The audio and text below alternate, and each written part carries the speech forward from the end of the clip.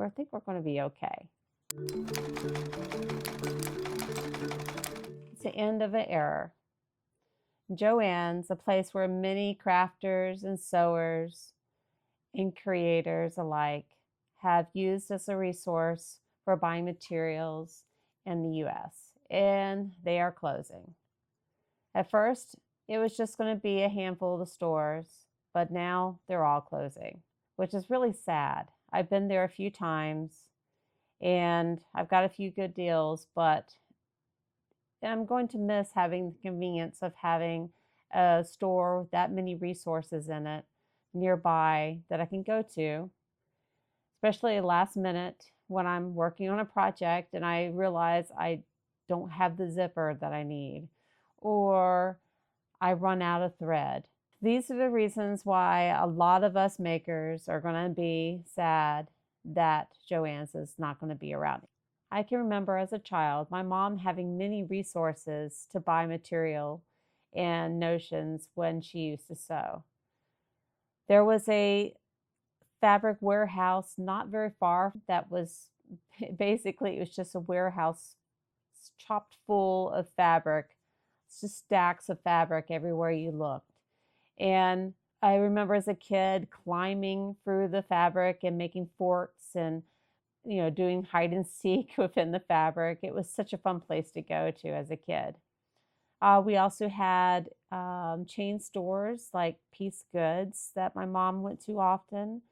There was Cloth World, and there was also, I believe, Hancock Fabrics. Speaking of Cloth World, I actually worked there as a teenager in high school, part-time, my senior year of high school.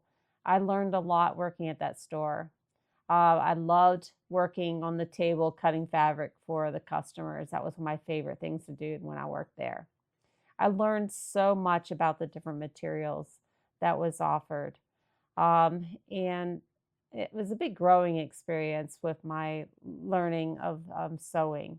The discount was awesome too. Speaking of, I believe Cloth World was bought out by JoAnn Fabrics when I was working there, and it became a JoAnn Fabrics.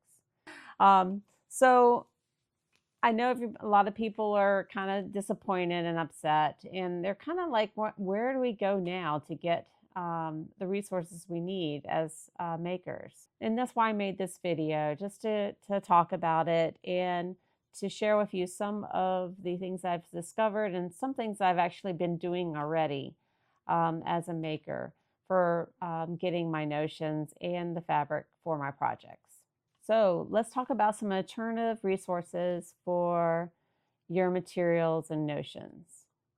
The first thing I would suggest to do is actually look at your own stash. As a maker, I assume you already have past projects you've worked on and you might have leftover materials from those projects.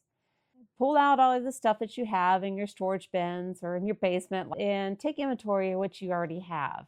Just see what you have already and see what you can use with a new project, and so you don't have to get so much materials or so much notions to make your next project.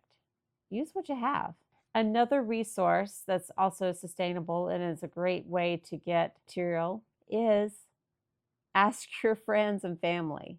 I've inherited a lot of things from my family members, to tell the truth. I have a few of the bins that I have in storages from my grandmothers when they got older and couldn't use them anymore. So check with family. Ask and see if, especially if you knew they used to be a crafter and don't have the time or not able to, see if they're willing to let you look at their stash and offer to use it. Another way to reuse material is to check out your thrift stores and local estate sales. Those are great places to find fabric and notion. Thrift stores are kind of hit and miss, so you just have to go pretty regularly and look around. You can do things like use bed sheets and blankets for material, or you can repurpose shirts or pants that you find at a thrift shop. Those are pretty fun challenges to work on, is to repurpose things that's already there. So I would suggest look at that. And estate sales, definitely. A lot of times they will have listed what kind of things that are selling at estate sales, and you can tell which ones are crafters for sure. I've gotten some things from estate sale or auction myself. Another resource for materials is to check out your local area and see if there's any reuse stores. I have a couple of them myself to use. There's one near where I live, and there's also one that's a little further out. That one's even bigger and it has lots of material and notions that we can use. These places are definitely are great resources for material. They're usually a place where a lot of artists use to get stuff. They have all kinds of, you never know what you're going to get. You can get buttons, you can get fabric destashes, you can get old paint brushes, you can get doll parts. You never know what you can get in the reuse center. The reuse center is a great place that has a lot of really affordable, inexpensive options for you. Next thing is to check your local shops. I know that most local small sewing shops they do cater more to quilters, but I have seen some quilting shops that actually have some garment type of material also. And they do usually carry the notion. So check out your local shops. I recently discovered a local shop that has that was more of a quilt shop, and they've recently, in the past couple of years, they have transitioned more to a specialty fabric shop. And oh my gosh, the beautiful fabric that I saw in that shop. I think I'm going to spend a lot of money there in the next few years. I can't wait to go back. So definitely check out to see if you might have a shop near you that's similar. It's wonderful to be able to support a small local business. Another option is online shopping. I've done a little bit of that, but I love to feel the fabric. I love to know how it drapes, especially for sewing something that you're going to wear. I prefer to be able to feel the fabric. So this is going to be one of the hardest things with JoAnn's clothing. But there is online shopping that you can do. I have ordered a few times fabric online. I've used a shop called Fabric Worm before, fabricworm.com.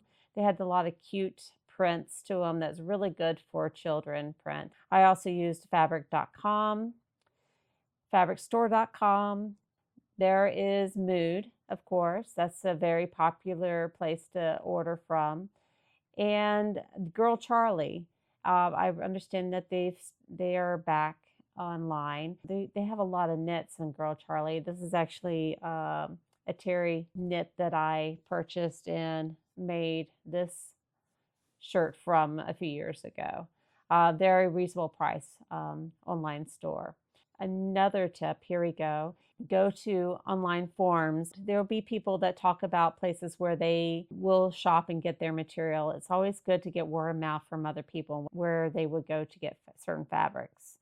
There's a bunch of Facebook sewing groups that you can join and other discussion forums out there.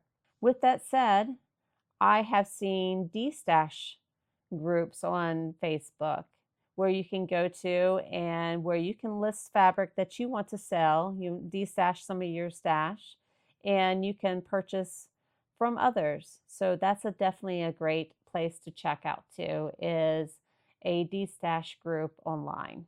Looking at resources like JoAnn's, it's going to be harder because it's not going to be as convenient as it used to be, because they did carry a large variety of things just in one store. But I think we're going to be okay.